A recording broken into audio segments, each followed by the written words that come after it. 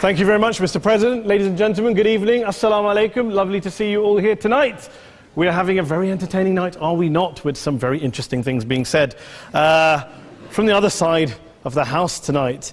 Let me begin by saying, as a Muslim, as a representative of Islam, I would consider myself an ambassador for Islam, a believer in Islam, a follower of Islam and its Prophet. So, in that capacity, let me begin by apologizing to Anne-Marie for the Bali bombings. I apologize for the role of my religion and me and my people, for the killing of Theo van Gogh, for 7/7. Yes, that was all of us. That was Islam, that was Muslims, that was the Quran.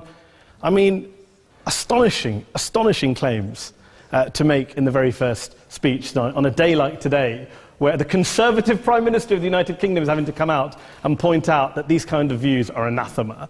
And I believe you're trying to stand for the Labour Party to become an MP in Brighton. If you do, and you make these comments, I'm guessing you'll have the whip withdrawn from you, but then again, UKIP's on the rise, they'll take you, the BNP, they might have something to say about your views. This is what Mehdi Hassan always does. By the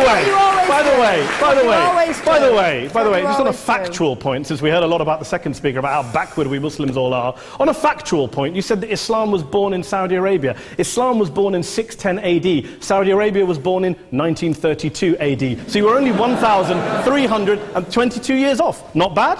Not bad start there. Talking of maths, by the way, a man named Al-Khwarizmi was one of the greatest mathematicians of all time, a Muslim, worked in the golden age of Islam.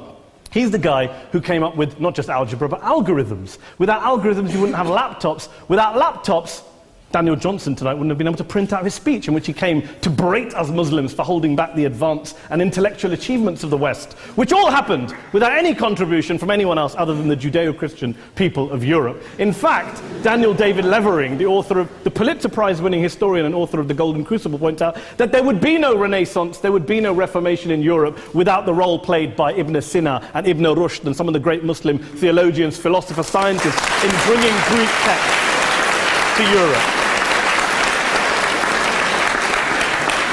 As for this being our university, I will leave that to the imagination as to who is our and who is there.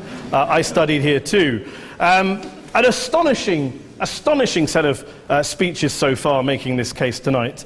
A mixture of just cherry-picked quotes, facts and figures, self-serving, selective, a farrago of distortions, misrepresentations, misinterpretations, misquotations.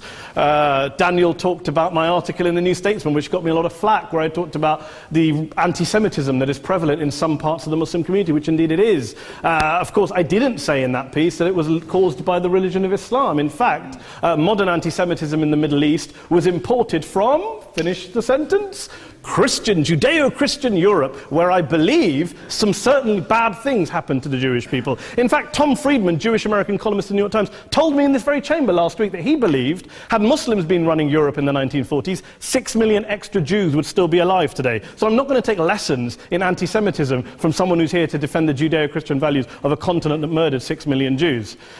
Moving swiftly on. Yes. Absolutely. Well, I'm about to make that point. No, I'm about to make that point. You're right. I agree with you. I agree with you 110%. That is my point. I don't think Europe is evil or bad. I'm a very proud European. I don't want to judge Europe on that basis, but if we're going to play this gutter game where we pull out the Bali bombing and we pull out examples of anti-Semitism in the Islamic community, then of course I'm going to come back and say, well, hold on. I mean, look, let's be very clear. Daniel here was a last-minute replacement for Douglas Murray, who had to pull out. And Douglas and I have a well-documented differences, but to be fair to Douglas, as to be fair to Anne-Marie and to Peter, atheists. Atheists see all religions as evil, violent, threatening. What the problem I have with Daniel's speech is that Daniel comes here to run this robust defense of Christianity, forgetting that his fellow Christians, people who said they were acting in the name of Jesus, gave us the Crusades, the Spanish Inquisition, the anti-Jewish pogroms, European colonialism in Africa and Asia, the Lord's Resistance Army in Uganda, not to mention countless arson and bomb attacks on abortion clinics in the United States of America to this very day. I would like a little bit of humility from Daniel first before he begins lecturing other communities and other faiths on violence, terror and intolerance. But, no thank you. Some water. But I would say this, to address the gentleman's very valid point here, I'm not going to play that game. I don't actually believe that Christianity is a religion of violence and hate because of what the LRA does in Uganda or what Crusaders did to Jews and Muslims in Jerusalem when they took back the city in the 12th or 13th or whatever century it was. I believe that Christianity, like Islam, like pretty much every mainstream religion, is based on love and compassion and faith. I do follow a religion in which 113 out of the 114 chapters of the Quran begins by introducing the God of Islam as a God of mercy and compassion. I would not have it any other way. I don't follow a religion which introduces my God to me as a God of war, as some kind of Greek God of wrath, as a God of hate and injustice. Not at all. As Adam pointed out, you go through the Quran and you see the mercy and the love and the justice. And yes, you have verses that refer to warfare and violence. Of course it does. This is not a motion about pacifism. I'm not here to argue that Islam is a pacifistic faith. It is not. Islam allows military action, violence in certain limited contexts. And yes, a minority of Muslims do take it out of that context. But is it religious? We talked about Woolwich. Daniel and Anne-Marie have suggested that it's definitely religion that's behind all of this. Well, actually, what I find so amusing tonight is we're having a debate about Islam, and the opposition tonight have come forward. We have a graduate in law, a graduate in modern history, a graduate in chemistry, and you know, I admire all of their intellects and their abilities, but we don't have anyone who's actually an expert on Islam, a scholar of Islam, a historian of Islam, a speaker of Arabic, even a terrorism expert or a security expert or a pollster, let alone to talk about what Muslims believe or think. Instead, we have people coming here, putting forward these views, putting forward these sweeping opinions. Listen to Professor Robert Pape of the University of Chicago, one of America's leading terrorism experts, who, unlike our esteemed opposition tonight, studied every single case of suicide terrorism between 1980 and 2005, 315 cases in total. And he concluded, and I quote, "There is little connection between suicide terrorism and Islamic fundamentalism or any of the world's religions. Rather, what nearly all suicide terrorist attacks have in common is a specific secular and strategic goal to compel modern democracies to withdraw military forces from territory that the terrorists consider to be their homeland." And the irony is, when we talk about terrorism, the irony is that the opposition and the Muslim terrorists, the Al-Qaeda types, actually have one thing in common, because they both believe that Islam is a warlike, violent religion. They both agree on that. They have everything in common. Osama bin Laden would be nodding along to everything he's heard tonight from the opposition side. He agrees with them. The problem is that mainstream Muslims don't. The majority of Muslims around the world don't.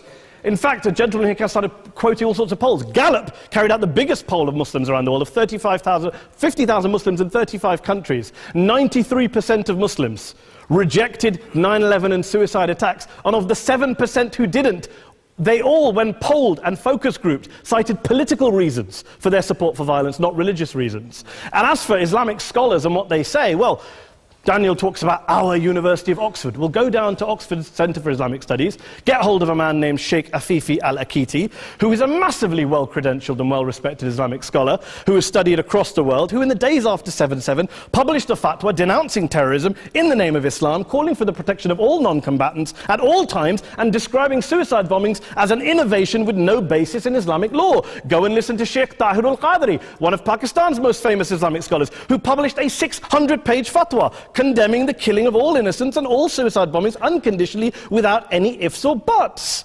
There's nothing new here. This is mainstream Islam, mainstream scholarship, which has said this for years. You don't go out and kill people willy-nilly in the high street or anywhere else, on a bus or a mall, based on verses of the Quran that you cherry-pick without any context, any understanding, any interpretation, or any commentary. Point of information.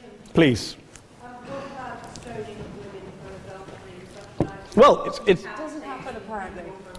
I didn't say it doesn't happen at all. I never said it didn't happen. I don't blame Islam. Yes, it's a very good point. And a lot of us are campaigning against that. And we're campaigning against it in the name of Islam. We're campaigning against it in the name of various interpretations of Islam. Anne-Marie comes and scares us with her talk of Sharia law. I would like to see the book of Sharia law. It doesn't exist. People argue over what Sharia law is.